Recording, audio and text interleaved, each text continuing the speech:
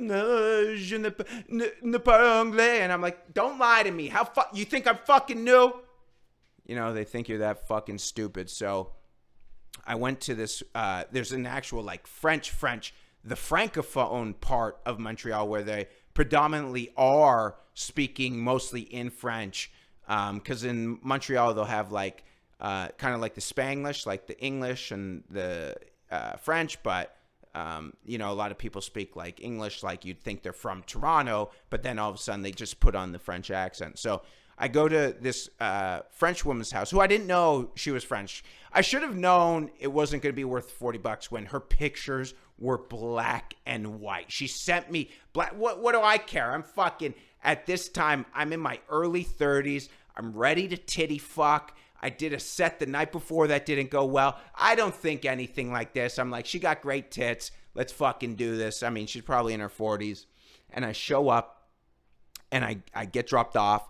I took a cab over there, and at the door was not even a door. It was kind of like taking steps down to a bunker, and it was just the Quebec flag, the province, like the state flag in America. But that was her door. But it wasn't painted as a door. It was an actual fucking flag. So I like went to knock it, and my fist just went right through. Like I'm like, this can't be real. And I open up, and it's almost pitch black, and I see this thing in the back of the room. It's like in a movie when you're like, there's an episode of Seinfeld where he comes in, and he's like Elaine's trying to plot to capture the dog with Newman, and he's like smoking the cigar, and he's like trying to, like, that's what it was. It's like, you know, it's like this fucking covert operation. Mind you, I'm illegally trying to titty fuck this woman, so it is somewhat of a covert operation. And she doesn't speak a lick of English, so I guess she was using a converter, like some kind of translator in the email. And I'm like, can we start? And she goes, huh? Like, I can't even do it. But she was disgusting. Because there was a little light on. Not much, thankfully, because I wouldn't have been able to come if there was a lot of light. But there was just enough light that I could get through this and finish the job.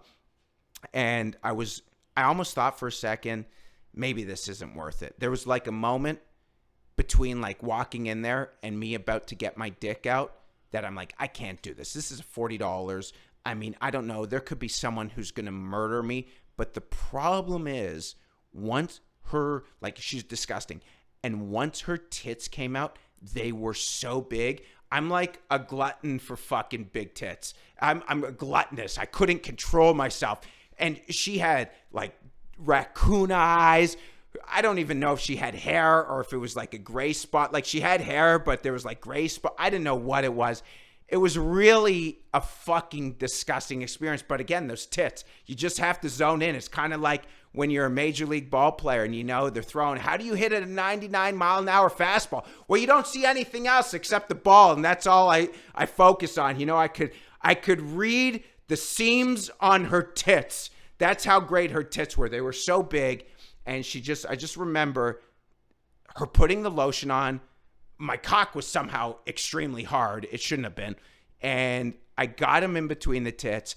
And as it's happening, I'm just like looking around and I notice in the corner, there's this little piece of art. And I'm like, maybe it's not that bad. Lady's got some art in her fucking corner of her bed. But then because it's dark out and the light's only there. Then I look closer and my eyes get, balanced to the darkness. And it was just, I'm not lying. I cannot make this shit up. It was 100 fucking cigarettes just piled up. And I'm like, oh, I can't do this anymore. And she was like making some snoring sound. I don't know if that was her respiratory from all the cigarettes or she was just over this experience, because I was almost over it, but I was still hard. So if you want to know how big of a scumbag I am, I'm still hard in the moment, even being completely disgusted from this experience. And between the snoring, the cigarettes, and her patches of hair and the raccoon eyes, I managed to probably bust a nut, which it couldn't have been longer than 35 seconds a minute because I was so horny. but it felt like it was an eternity. It felt like I was such a sex savant. I didn't know, I didn't need to come, but I just had to. And as I did it, she even handed me tissue, and I just pulled my pants up. I had to get out of there because it was the worst sexual experience for money. For money. I've had bad sexual experiences for no money, but for money, this was the worst sexual experience. And I just remember leaving there. I get out into the light, and it's like, it's amazing. There's something like when you've been out in the heat all day and it's like 100 and something degrees, and you've been walking around and you've been doing stuff, and then you just walk into the air condition and it just feels great. And, you know, guys will talk, I'm a wine drinker, not a beer drinker, but guys will talk about, you know, just cracking open a fucking beer in the sun, in the heat. And it's just so refreshing. I've actually had beer in a sauna, so it's the same thing. I could have just fucking said that and not sound like a pussy and say I don't drink beer, but I drink beer in the sauna. And just drinking a beer in the sauna and the bubbles are going down, it's just so refreshing. But walking outside of her place to get out of harm's way, I felt like, man, I'm unscathed. I got out unscathed. Scathed or scathed? Scathed. I said it right the second time. But I got out unscathed, and now I just said it with the lisp. It makes me really sound gay.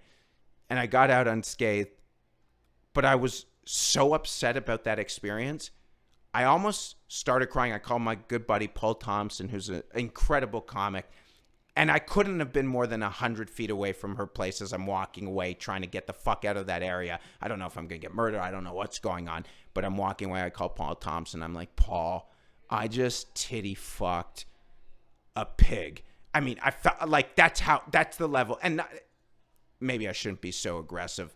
And sorry for the background noise, but I just titty fucked an absolute, like, honestly, I would have felt more comfortable if I went to a pig pen and titty fucked an actual pig and felt like at least the pig, like, snorting in the fucking mud would have enjoyed it. But I just didn't feel good. And I was in tears almost to him. I was in tears because I didn't know who to feel bad for. I didn't know who to feel bad for in this situation. Do I feel bad for her? Did I take advantage of her? Or did this bitch take advantage of me?